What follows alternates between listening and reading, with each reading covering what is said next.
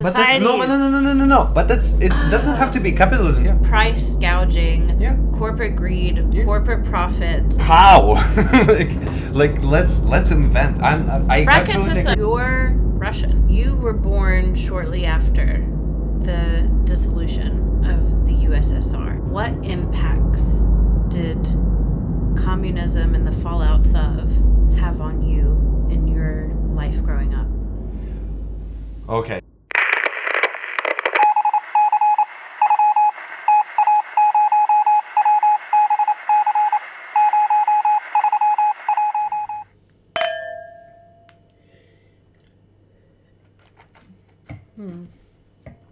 Okay. The atmosphere of modern-day society created an illusion of moral, philosophical, and social lines between what's right and what's wrong. We examine those lines in today's most wanted controversies. I'm Aleks. I'm Erin. Let's begin. I'm wearing black. It's on theme for the dark topic of today. Blue. I'm going to get a little more serious than we normally are. We're talking about the economy, inflation, and just the hardships of what everyone is feeling right now. Being 18 years old today? Oh. Yeah, that as well. Aleks. Yep. You're Russian. Yep. You were born shortly after the dissolution of the USSR. Yes, indeed. What impacts did communism and the fallouts of have on you in your life growing up? Okay, that's rather an open question. So, where to begin? So we do intensely study, first of all, communism as a structure itself and how communism affects society and how in communist society the goods and services and everything, economical speaking, is managed, and that's very much of it kind of by Marx and Marx idea. Unfortunately, and that's we're not gonna get that deep in the weeds, but we also do study some works of Hegel, which is a little bit more lenient and a little bit more incorporating rather than less militaristic approach, unlike Marx, and a little bit more free approach to the economical structure within still being a controlled economy, which is quite different. But coming back to that, the USSR effects on my life, and I was born 7 years after USSR broken apart. I was born a year after the default of Russia, the official default of 1977, when they just dropped everything and restarted again, which was absolutely very successful. And how the economy recovered was amazing until 2008, of course, which was a global financial crisis, which we dipped very, very deep. What's interesting to know is that the case and what's happened in Russia is a little bit different to what's happened in a lot of other countries who kind of came out of being very socialist and a controlled economy to a capitalism, with probably some rare exceptions of very particular countries in South America, which were quite controlled economies and then went a little bit more capitalist and gone pretty deep in the weeds. But for us, we got, unfortunately, for the lack of regulations that were established in the beginning from that breakup, we had a lot of people benefiting from things that were privatized within these structures that used to be government, but then and the system was actually very simple. It takes 10 seconds to understand this. You have everything under government, then now it's all breaking down, which means each individual chain is now operates under their own ownership. What people with a little bit more entrepreneurial mindset than myself would do, they would establish the last step of the production. So they would establish a sale joint practically. And they would buy whatever they bought from that, they would buy from them, and then they would put up the price 300% and they would sell it. And because it was very locked up market, there was not enough competition. In the first 5-7 years of that, they would just make millions of dollars by buying for nothing, because it was always nothing, and just selling for astronomical amounts. And because it was very monopolistic in that degree, that's why we would have a lot of trouble. Within that being said, in my life, really, I was born a little too late for that. This is really 90s Russia problem. I was born in the early 2000s, which was very much of a hangover of the default, and yes, it was somewhat difficult, but it really did not touch me, and Russia was really doing very good economically speaking in the early 2000s, and we would be amazing if 2008 default didn't happen. Really, the world structure would be so different nowadays if 2008 wouldn't be there.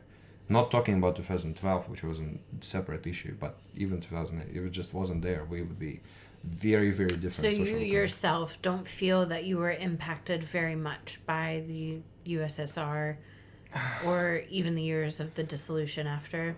I myself personally, of course we do. But look, I was reasonably lucky. My parents started studying in university reasonably late.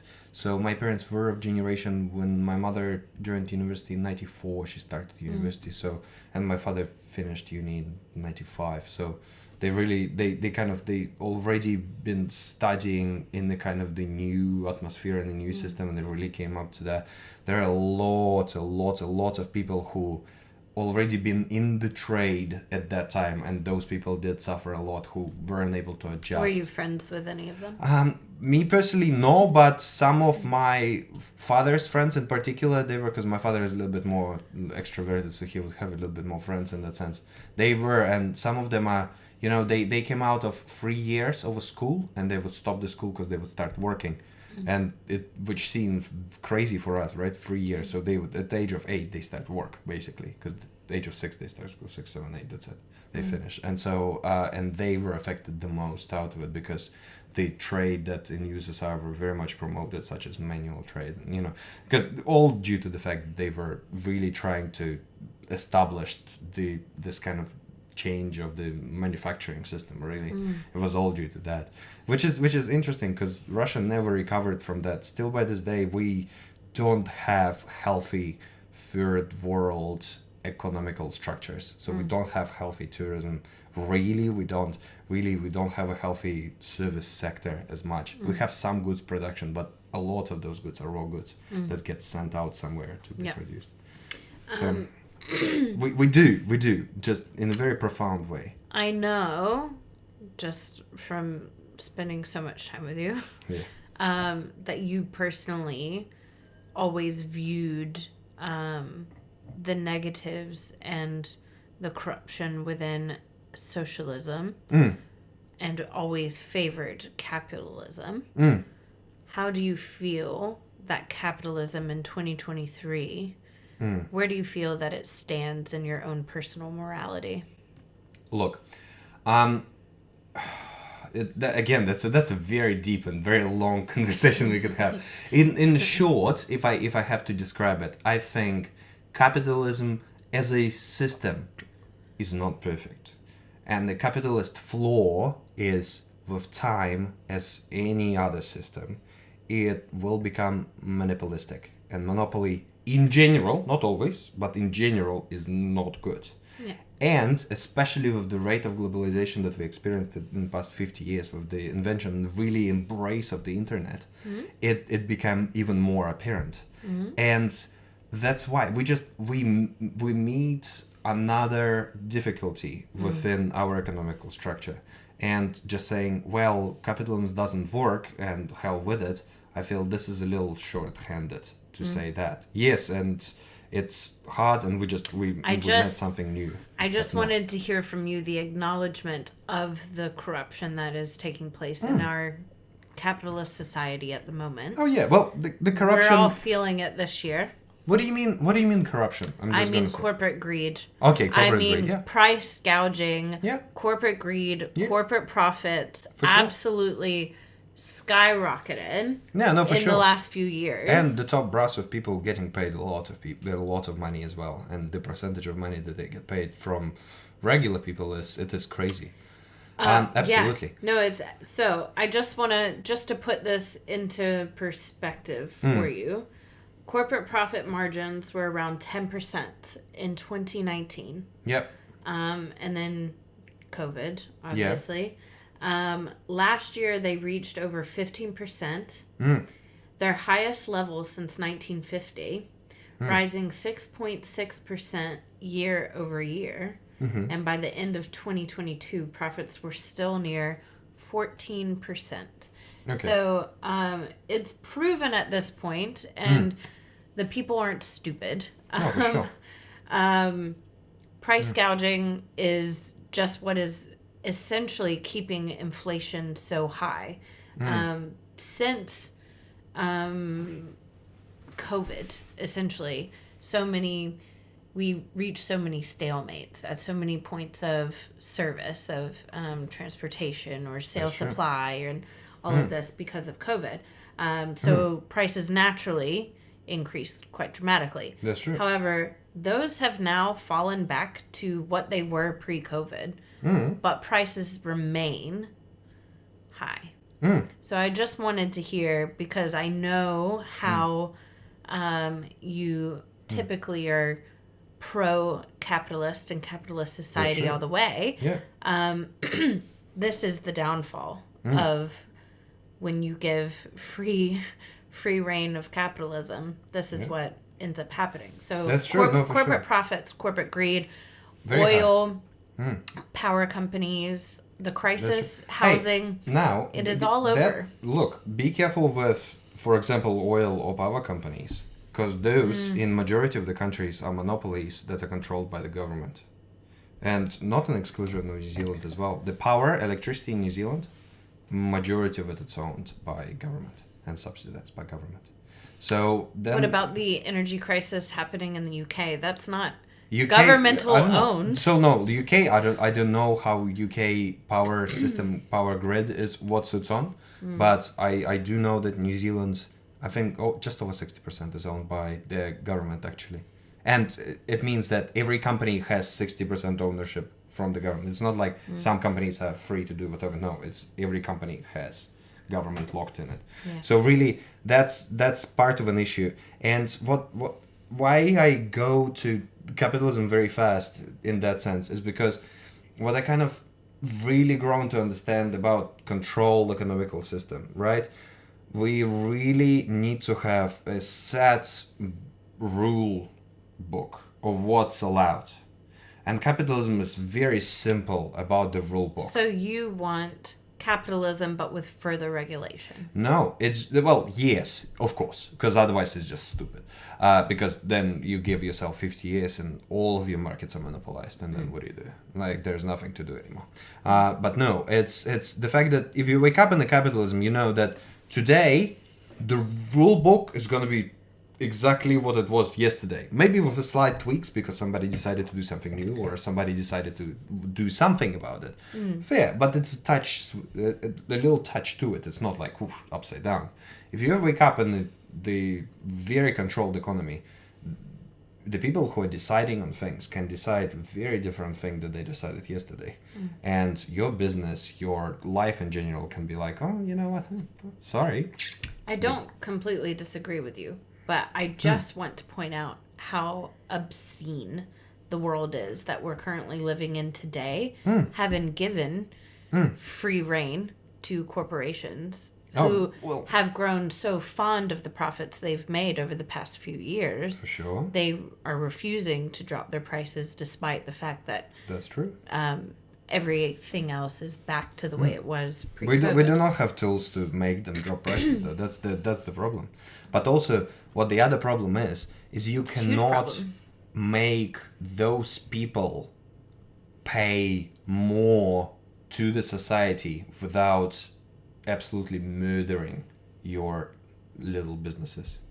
You just, if you want to tax rich, you will have to tax poor as well. It's just how that works. It just doesn't work the way. You can bracket the system and tax rich more. You can't really. You can. Because you just offset expenses on the business, and this is it. Like, that's why Elon Musk earns $80,000 a year. He really does, when you think about it. He benefits from shitloads more, but he earns $80,000, so he pays taxes on $80,000. So now, but that's the thing. Like, how do you, like, there is no way for, if I open a tiny business which operates on $25,000 of revenue a year, right? And you have $3 million business, but your overheads is $29.99999 million a year, and my overheads at $2,000. Who should pay more taxes? I think me. I'm a tiny business, but I make shitloads more profit than you. So, like, okay, where you go with that. So, and that's why, like, it's a very delicate situation. You can't really say, oh, this is the CEO of this company, or this company, or it's has this much of a turnover within a year. Like, it's very delicate. How do you not murder me being... I'm not saying that it's not going to be nuanced, Yeah. but what we absolutely should tax the wealthy more. How?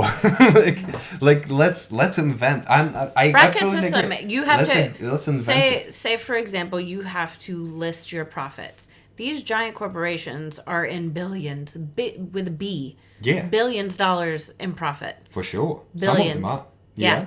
You should be taxed either a fixed percent on profits, or maybe up until this point you need to pay this much, and then once you start making this much, then you pay this much, blah blah blah blah. You can do a bracket system, but absolutely you should tax. Nobody needs to be a billionaire. Nobody needs to be That's a true. billionaire. No, absolutely. How do you regulate taxing on profit without taxing on reinvestment? I have $1 billion on profit, and I can reinvestment is their choice to spend their profits, but that is not.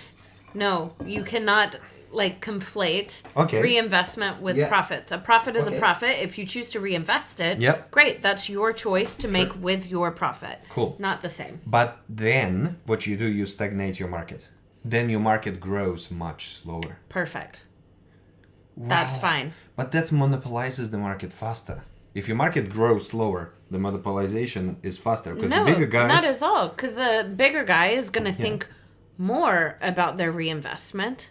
And they're probably not going to look to profit so extremely and have to pay as much taxes. Therefore, a smaller person is going to have more of a chance to end up competing, because they will be shooting and aiming for their biggest profit possible, and they'll be able to compete.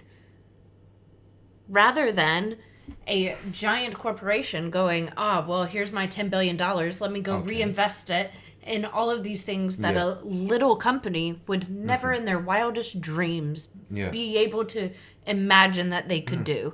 And of course I'm going to excel. Of course I'm going to be the best one out there. That's true. Because I'm doing this. You limit their ability to do... I'm all for people making profit, but there is no reason for there to be billions of dollars in profit. What if you're really good at it, though?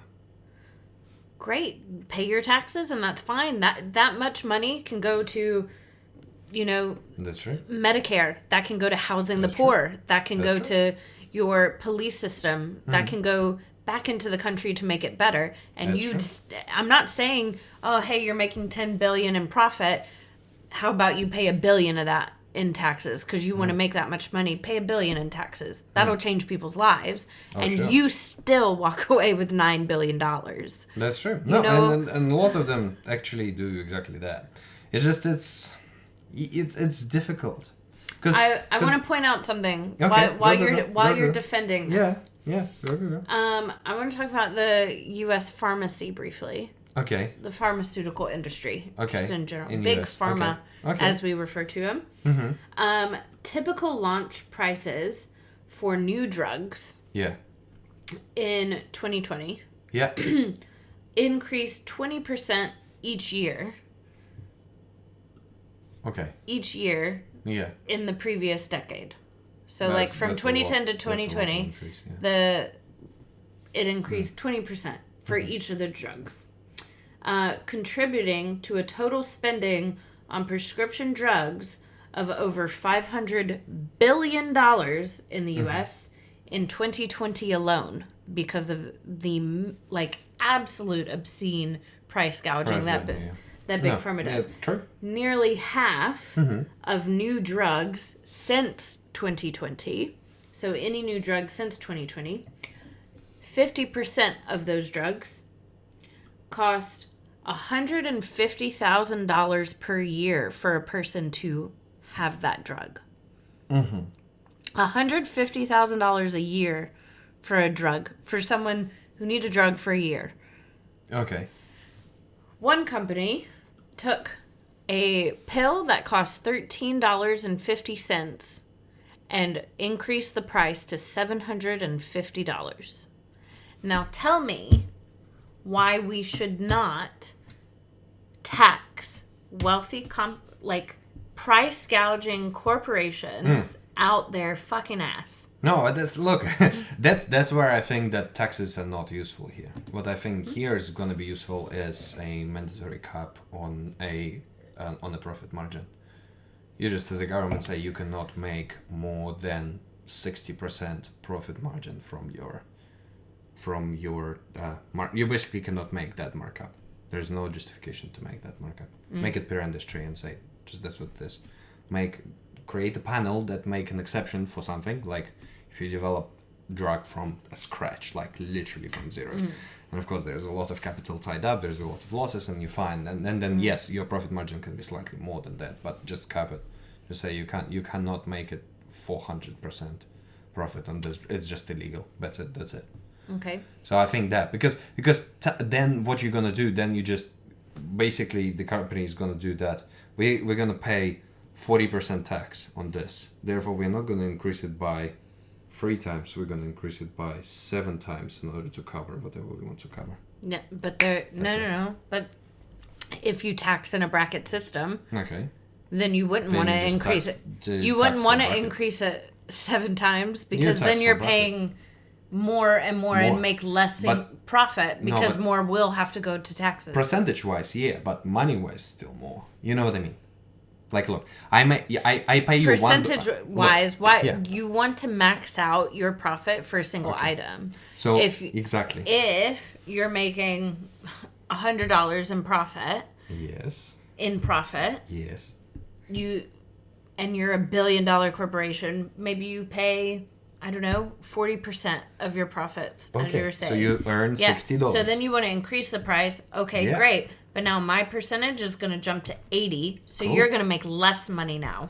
Exactly. But the flaw in that system would be I just increase price to $1,000. Now instead of $60, I make $200. I don't care. Yeah, but you're going to spend so much in taxes. Okay, I spent $800 in taxes, but I still earn $200 instead of $60. And now, do I want to earn $200 or do I want to earn $60? You know what I mean? So that's why I think tax bracket here wouldn't work. Just profit margin cut. You cannot more than 2 times, say, whatever it is. And that's proper economists should look at it and be like, in this situation, this would be the cap. And then, okay. Because then, and then you still tax it. And you tax it properly, of course. And then actually more innovative, better corporations will win.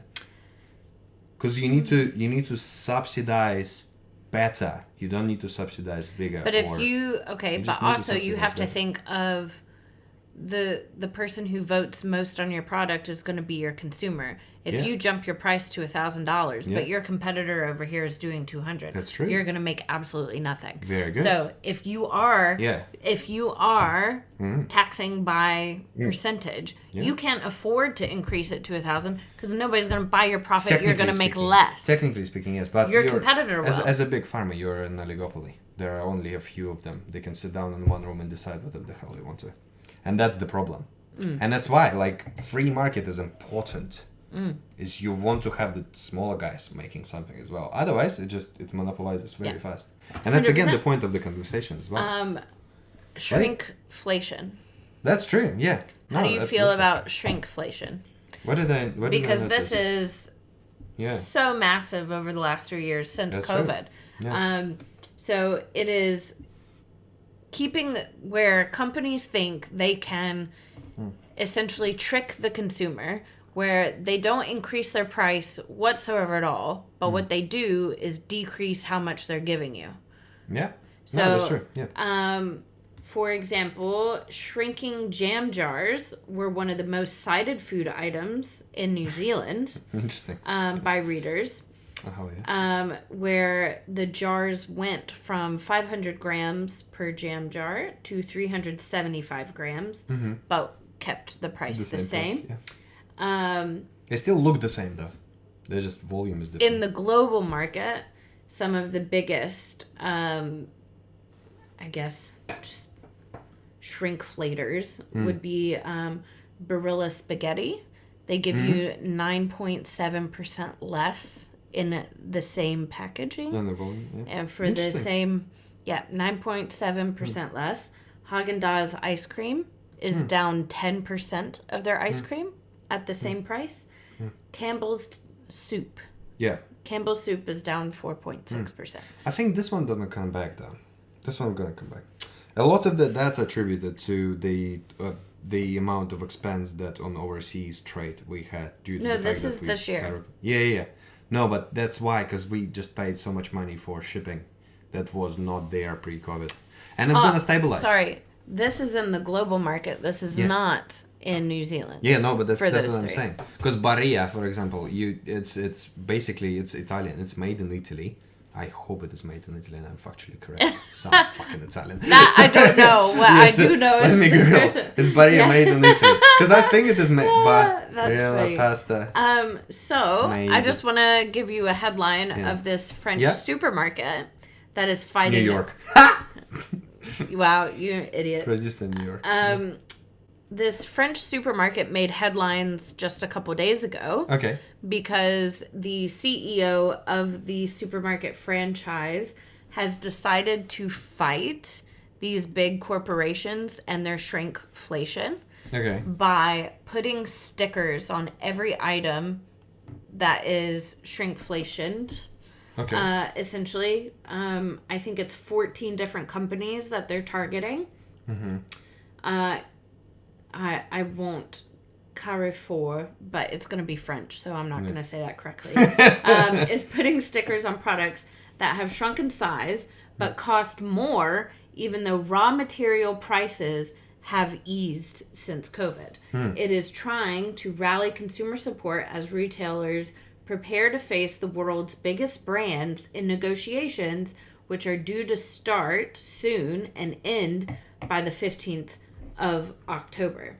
So the Carrefour, which I'm sure I'm saying wrong, CEO Alexandre Bompard, who heads a French retail industry lobby group, the FDC, has repeatedly said that consumer goods companies are not cooperating in efforts to cut the price of thousands of staples, despite the fall of the cost of raw materials. So we did see a spike in raw materials during COVID. Yeah. That has gone down to pre-COVID levels. Okay. But these companies are so invested on this corporate greed and price gouging profit. They refuse to cut their prices. So in some cases, they're now shrinkflating it, but also increasing the price. That's true. No. Like, look, and that's in some companies it does work. And for the reason of the fact that you went in so much debt during COVID, and especially in the countries like America, which you have no government subsidies. Like in New Zealand is slightly separate, but still. There were some government subsidies in America. Really? To the degree? Some. Yeah. Oh, not to New Zealand. But no, that's a thing. Like, and that's what I'm saying. Like, even the business that I work for, they gone down with a lot of money, and I'm not gonna say how much, but they gone a lot of money, and it's gonna be that for probably a decade for the family-owned business to come back to that. And just imagine having that burden on you. Yeah, but that's the problem. Corporates never lost money. They only made profit. Well... And they're used to their profit. They didn't lose anything during COVID like the rest of us. This is what I'm saying. Yes. They got so invested in making so much more money that they're refusing to... So... Can I just also say... Can I just stop that? I think that it should be illegal to lobby the government. How is that legal? Hey, I, in my interest, gonna pay you money because you write the law. I've always... How is it even legal? How is it like, I've always struggled with that. I just don't understand struggled with that. Yeah, no. Like, and look, you as a government body, you actually paid by people who pay taxes. So I pay as in interests, as a like lobbyist, for example, I pay you extra on top of whatever you're already earning to make a decision in my favor rather than the favor of the everyday that people pay you for your everyday salary. This is the corruption I'm talking about that comes with capitalist society. But that's no. But it doesn't have to be capitalism. You just say it's illegal to lobby. Full stop. I don't fully hate capitalism. Just like no, but that's the thing. Like you don't have to change anything. Just say illegal to lobby. Yeah. How is that? It doesn't change anything about this. No, I 100% agree. And this is one of the big issues that I've had with America and like the presidential election and presidential running. You're allowed to take money from these big corporations. And of course you're just going to buy off and the president's going to do like things in your favor. And it's not, it's not right. Anyway. Yeah, that's true. No. Anyway. Absolutely. Okay. So, the French company. Yeah. So they're putting stickers on everything. And the stickers read, this product has seen its volume or weight fall and the effective price by the supplier rise. So they're putting on all of these. Okay. It's lost volume and the price is up. Okay. So people are now hopefully going to be able to vote with their dollar. Yeah. Which is how our world works these days. Yeah. Pepsi is one of the biggest shrinkflators at the moment. So that is I was wrong. It's not 14 companies. They are targeting 26 products in its stores specifically, hoping that this ends up affecting them. But to be fair, this is just an exercise of the free economy. This is just an exercise of a free market. Technically speaking, you as a buyer should do that in your head. They just make it easier for you by putting a stickers in. So you don't have to remember what actually was and how it was. It's just all there in front of you. I agree. Problem and is, it's fair. It's a fair game. Problem is, we do not have competitors. Well, again, like that's a monopolization of the market, and that's an issue for a lot of markets. Not all of them, but a lot of markets is an issue. I definitely agree. So moving on. They should be just fixed. A very viral TikTok went around. Okay. Referring to the Roman Empire. It's everywhere. How often do you think about the Roman Empire, Aleks? My girlfriend recorded me literally, and it's every 2 days. What? Hilariously enough. Why? Well, to be fair, my trade is thinking about the Roman Empire. No, it's not. You do wine. Half of my You're a sommelier. Half of the vineyards that I talk about were established by Romans in their conquering of Germany or conquering of Anglia at that time. And then outside of that, I do think about Roman Empire at least once a week because I describe where I'm from. And so I do say that impact of Roman and my language does not relate to Roman, it rather relates to Greek significantly more. And that's how I link myself to Roman Empire as well. So it's literally every 2 days, at least every 2 days, if not Aleks, what is But it's just my trade. It's just my trade. Like, it's really my job. Like, that's the sole reason why. Oh my god. Men in the Roman Empire. But it's quite hilarious. Okay, so a viral TikTok went around referring to the essential financial struggle that we are feeling today as the silent depression, as in reference to the Great Depression. So the Great Depression in America, when the stock markets crashed, 1930. You've heard of it? Yeah, the Great Depression, yes. Yeah, so referring to the essential state that we're in today as the silent depression. So what he did was he looked at the average salary roughly in 1930 during the Great Depression. Okay. And the tax reports. And then adjusted for inflation. Okay. So a single earner, a single taxpayer on average in 1930 would be making the equivalent of today's $80,000. US. US. Yeah. Okay. 80,000 US. So in New Zealand, that would be 150-ish. Maybe not that much, but 120. 140, 130. 120. Yeah. I don't know. So that would be a single taxpayer. Now, this was argued by someone else who didn't think that he took everything into account and argued that it would be closer to quite a big difference, $24,927 today. Could be. But essentially, the point was we are taking in less money than people during the Great Depression. Now, the problem with the Great Depression was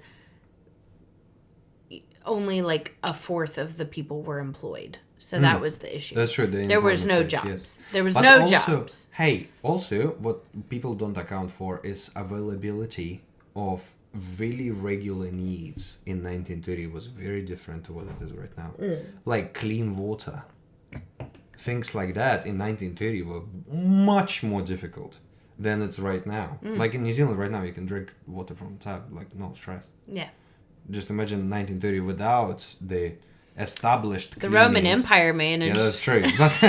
But without established cleaning, without proper antibiotics, without like a lot of things that we benefit right now from and we take for granted, weren't there as well. So there is a little tippity-toppity here that we also need to account for. Yes, and probably $80,000. I bet you regular Americans probably earn less than $80,000 a year. They do. That's the point. Yeah, so and it would be an it's a problem. individual earner would For be sure. $80,000 in 1930, whereas say you had a son and he went to work and he was staying, then it's $160 for your. That's for, true. And then But it continues increases. Also, an individual earner at that time would be earning percentage per person much significantly more than it is right now, due to the fact of how much the trade changed from being having only male work to actually everybody can now work. But in the 1930s, women were working. Yeah, but not as much as in 1980 or 70. No, definitely not. And so, I and think not our as much as right now. Like, that's what I mean. Yeah. Like, the No, economy no. was That's just true. different. And so, That's like, true. yeah, there are a lot of factors. And if you just take a raw, it's raw. Like, yeah, it might look dim and grim, but maybe it's not as dim and grim as we think about it. Well, I would disagree with you when it comes to the housing market. No, the housing market is, that's sad. So, American households have incurred more than $1 trillion in credit card debt, tapped into their 401k retirement plans, and many are unable to purchase a home as mortgage rates have soared past 7%, whereas here in New Zealand it's now like 8% for a mortgage rate. Quite high. It is impossible to be a first home buyer you have to be very well off in your job to be a first time home buyer. Yeah. Or you have to be significantly older and have saved a giant nest egg. That's true. For yourself. That's true. The housing crisis, so the cost of homes in the United States has outpaced wage growth well over the last decade. Yeah. And that's the issue. So according to the Federal Finance Housing Agency, home prices have risen 74% between 2010 and 2022. Yeah. Whereas the average wage has only risen 54% during the same time period. Yeah. Okay. So it's getting more and more impossible to purchase a house. Yeah. to be a first-time home buyer. Look, it's to some degree it looks quite bad. However, when you think about it, it's only for the time when our population is officially big in numbers. The aging population in the first world countries is a problem. 200 years from now, when the population has decreased, is not going to help me buy my first home. You know why? Because you will have migration from the areas which do produce a lot of babies at the current stage, which will not in 200 years. However, a lot of those people will migrate to the areas. How does that help me now? None how. It's your unfortunate. That's what I'm saying. It's not good. Yes, but it's not capitalism. Fair. Yes, it is. No. Yes, it is. And I will tell you why. Okay, tell me why. I don't know if you have heard the news about Wells Fargo. Wells Fargo. It is a bank in America. Okay. So it is one of the top 3 mortgage lenders Okay. in the country. Okay. They have officially announced that they pretty much are going to cease mortgage lending Okay. altogether, as they feel that America is becoming a renter nation. Banks, meanwhile, corporations backed by private equity groups such as Blackstone, Pretium Partners, have bought tens of thousands of homes across the U.S. Sunbelt. Yes. Prices for detached homes have increased faster in these areas than the national average. Fair. And institutional investors do not yet control a large market share in housing, but analysis are writing in MetLife Investment Management suggests that essentially banks will run the renter world by 2030. Yeah, that's a problem. Yeah. Yeah, but that's monopolization of the market. That has nothing to do with capitalism. Yes, it does. No. Because we're existing in a capitalist society that allows this. Fine. There's no regulation. Fine. There's no... No, but that's a problem. No, that's a problem. The lack of regulation in this particular area is a problem. a huge But problem. that's just a short of what capitalism is. Like you need to fill up shorts there.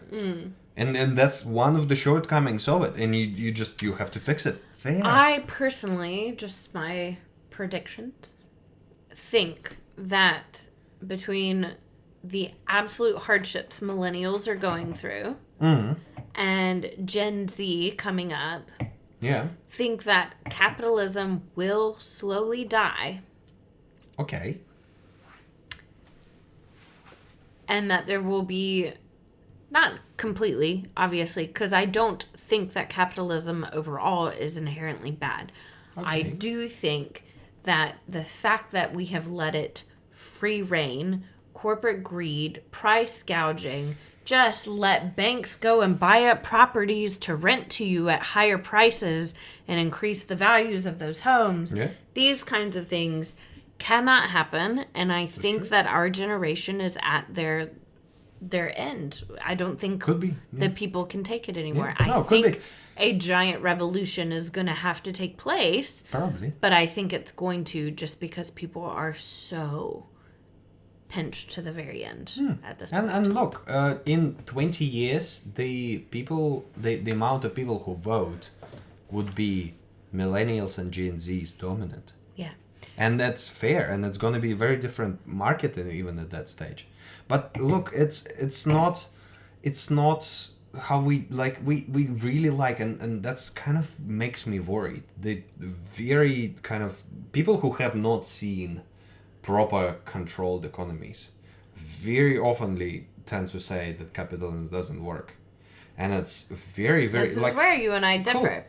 Cool. You can say whatever the hell you want about the capitalism. Like, give me something that bloody does work better. Like, and show it that it does. Like, and then you will see the people who are a little bit more left leaning, and they will be like, I'll give you an example. China did it. Cool.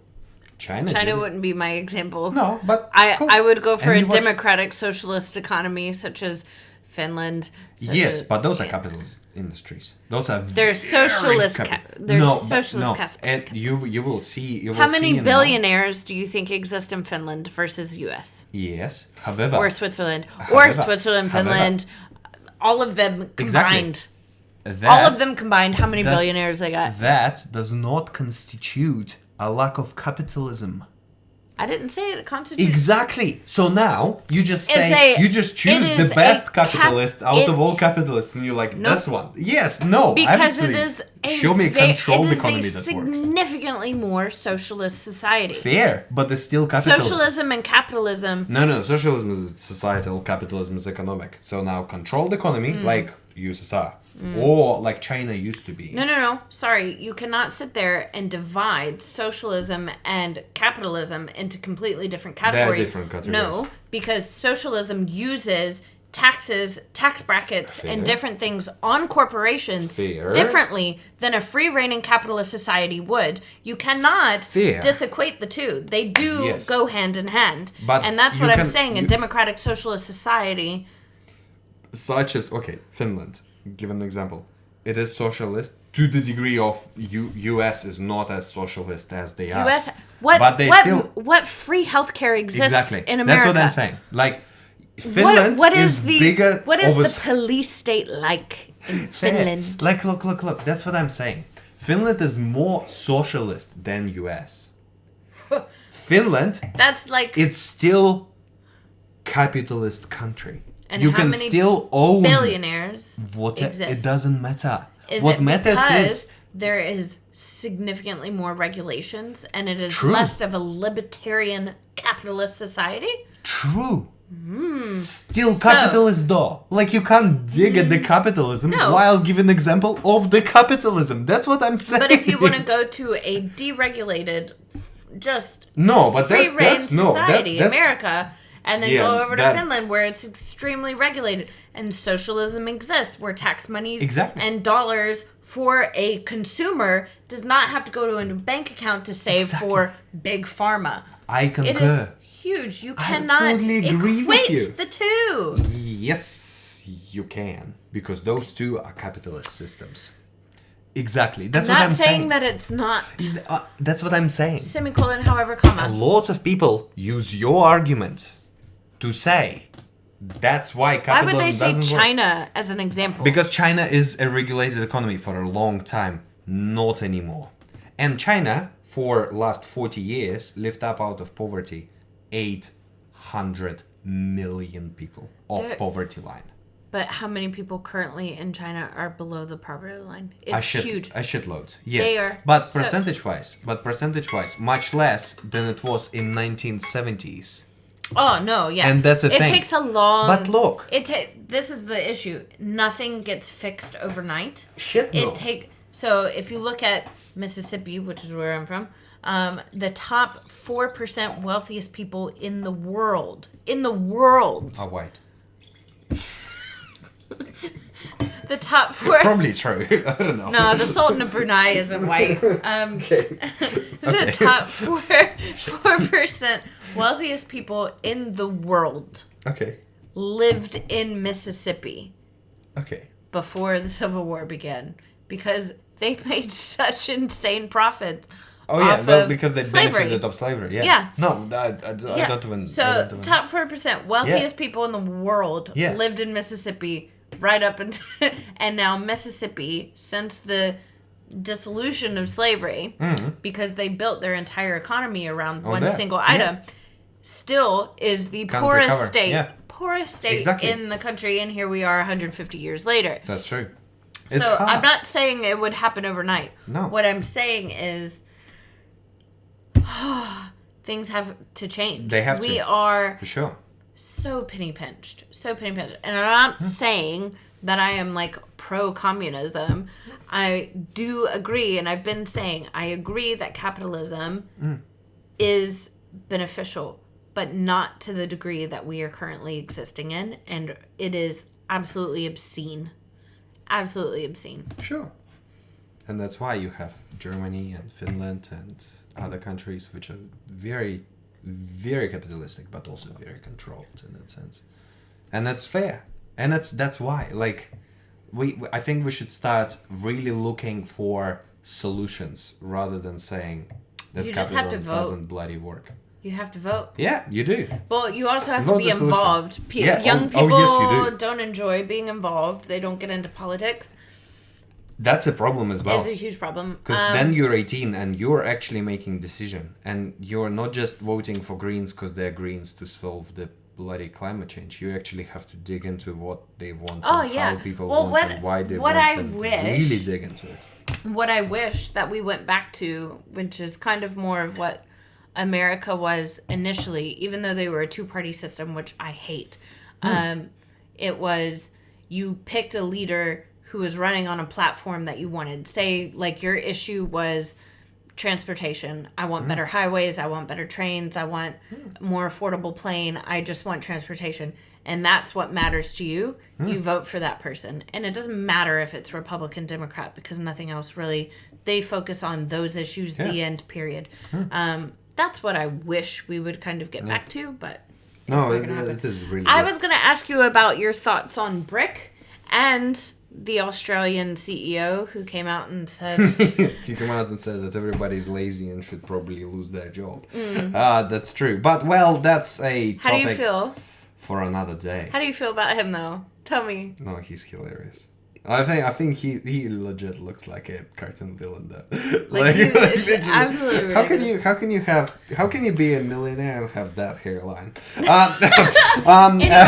Anyway, that was the bell, so that means that's the end of today's podcast. So, but please don't stop having the conversation down below in our comments. You are welcome to follow us on Spotify, TikTok, Threads. We post on all major podcast platforms like Spotify, Apple Podcasts. This is mainly a YouTube channel, which is kind of what we go for. So like, subscribe, hit the notification bell so you don't miss any future episodes. We will see you next week. And comment. I like your comments. Oh, yeah. Do comment, because he'll comment in broken English. All day, every day. Yeah. Probably drunk. Okay. Thank you. Bye. Bye.